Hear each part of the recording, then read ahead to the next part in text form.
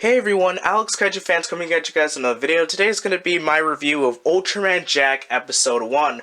Just real quick, I realize all the different comments I'm getting on my Godzilla King of the Monsters review. If you want me to have a response video, just like a second part to that video, where I just address all the people's comments and responses, then please comment below if you'd like to see that. But without further ado, let's talk about Godzilla Lover 2001's Ultraman Jack Episode 1. So, real quick, I'd just like to heavily apologize for being so late to this video.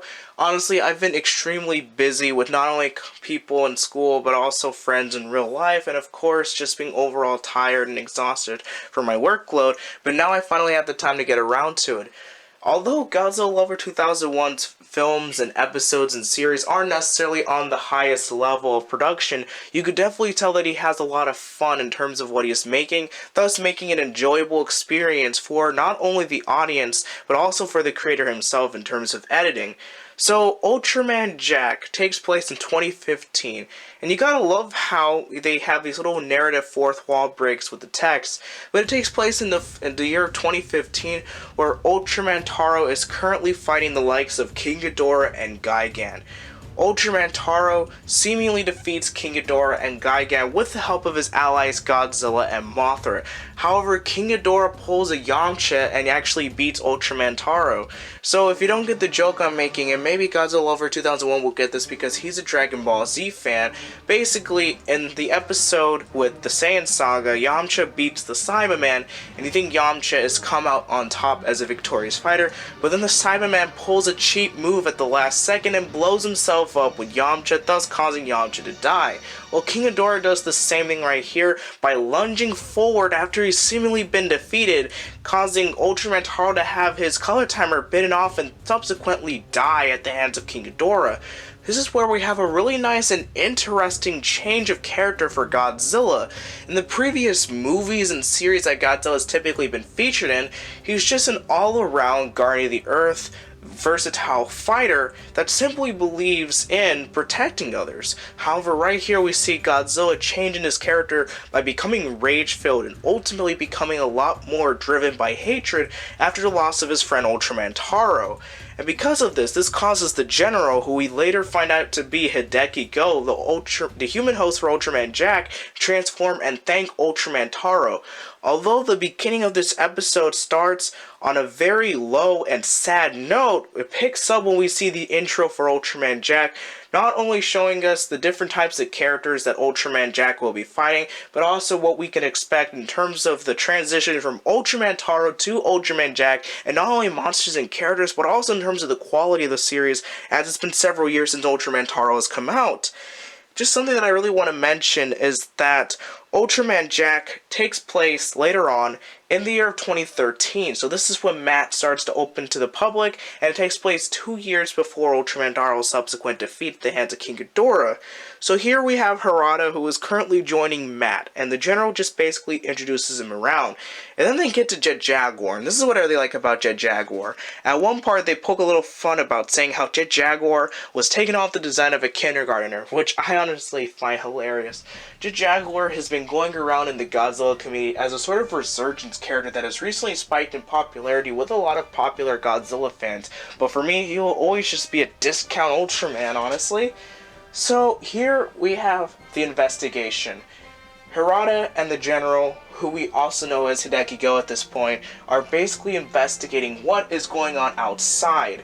And this is where we get Earthron. Now when Earthron appeared, the roar was so loud, I wasn't even expecting it. It's not that it startled me, it was just so loud compared to every other sound effect that had appeared prior. So Earthron starts rampaging in the area, and the General gets crushed by some rocks, which causes the General to go in the hospital. This is one of my favorite scenes right here. The General is unsure about his survival, and that's when Ultraman Jack appears, and Jack decides to merge with the General, thus allowing him to become the human host. In the meantime, Earthron is currently rampaging across the city, causing Earth's military to subsequently be completely vaporized and wiped out by this terrible monster. Then, that's when the General decides to use his power to become Ultraman Jack. And I must say that when Ultraman Jack appears, it definitely gives a very great sense of hope and positivity, because Earthron has been causing so much destruction all across the entire city. And when Ultraman Jack appears, it's in a very triumphant fashion.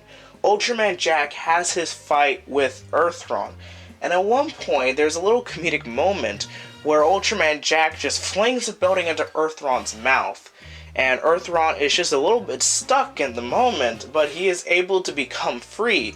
Eventually, through his sheer skill alone, Ultraman Jack manages to destroy Earthron, thus ending the episode off on a happy note, yet we still don't know what is yet to come. Now here's something that I found very interesting. I just wanted to go over everything that I just liked, and some of the things that I might dislike with Ultraman Jack, Episode 1. Again, some of the things that I just really liked about Ultraman Jack is that it's always fun to watch Godzilla Lover 2001's episodes and series. He makes sure to present things in a very different manner, where there are stakes involved. When you see these giant monsters and aliens try to invade the Earth, you get a sense of danger. But you don't get the sense that they are necessarily completely dangerous, because there are some comedic moments to balance out the seriousness. Because in the end, Simon realizes he's making a movie with toys and toy buildings and toy monsters, and there's only so much you can do in terms of the seriousness, so instead he decides to have a little bit of fun with it, thus making a pretty comedic experience with some of the monsters. And he even did this in his Ultraman Taro series, especially with characters such as Gamera, Tyrant, or even the main threat, Space Godzilla. When we see Ultraman Taro die, it's a very tragic incident, and I like how it's definitely played off with a lot of the music and just a lot of the slower shots. Again, you can definitely tell that Simon has improved in terms of his cinematography and editing from Ultraman Taro. Not that Ultraman Taro was bad, but you could definitely see how Ultraman Jack is a major step up from Ultraman Taro, and I am definitely excited to see what's going to happen. In terms of some of my complaints, my only minor complaints are that you can see the hand in a couple of shots. There are also some angles where there's a reverse depth of field effect where the characters are not in focus but the background is. And just another really minor thing is that I wish they had more voice actors. I mean, honestly, if you need an extra voice actor, I'm always available. I mean, you never know. But either way though, I'm really excited to see what Ultraman Jack has to offer. There are definitely some very exciting monsters, and one of the monsters I am definitely excited to see is the Space Squid from Gamera, Virus, whichever name you want to pronounce it by. I'm really excited to see Virus. And either way, it is going to be an exciting time to see Ultraman Jack's crusade against the forces of evil. That is when he comes out with the next couple of episodes. Thank you guys for watching. I hope you guys enjoyed this video. I rate this episode a 7 out of 10. It's very standard. There's a lot of things that I like, but there were some minor issues that I had with it. I'm pretty sure the later episodes are going to have higher stakes, more jokes. This was just an establishment. And for the promotional backstory of Ultraman Jack, it did a very good job. I'm very excited to see what happens after this episode and how things will definitely go over time. It's similar to Ultraman Taro. Ultraman Taro's first episode featured Nars, and that episode just established the parameters of what was going to happen for the characters and the villains. But then the further you got into the series, the more the stakes and the effects and the battles really got more intense. So although I'm rating this a 7 out of 10, I'm pretty sure that this would only be a stepping stone to get into the even bigger moments of this series. Thank you guys for watching. Again, I hope you guys enjoyed this video. Like, comment, share, subscribe, and I'll be seeing you guys in the next video. Bye.